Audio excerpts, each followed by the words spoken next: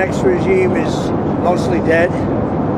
And the third regime, we're dealing with different people than anybody's dealt with before. It's a whole যুক্তরাষ্ট্রের president Donald Trump বলেছেন, চলমান সংঘাতের মধ্যেই ইরানে ক্ষমতা বদল ইতোমধ্যেই ঘটেছে এবং খুব শীঘ্রই ইরানের সঙ্গে একটি চুক্তি হতে পারে।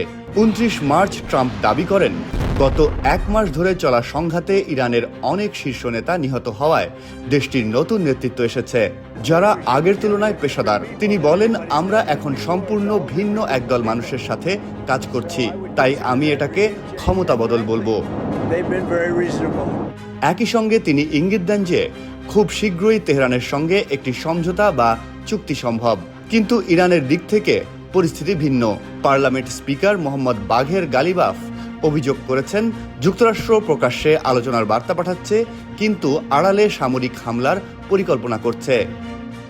তিনি হুঁশিয়ারি দিয়ে বলেন, মার্কিন সেনারা মাটিতে নামলে কঠোর জবাব দেওয়ার জন্য তাদের মানুষ অপেক্ষা করছে।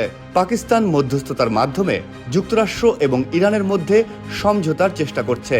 ইসলামাবাদে অনুষ্ঠিত বৈঠকে সৌদি আরব, তুরস্ক এবং মিশরের পররাষ্ট্রমন্ত্রীরা অংশ নিয়েছেন।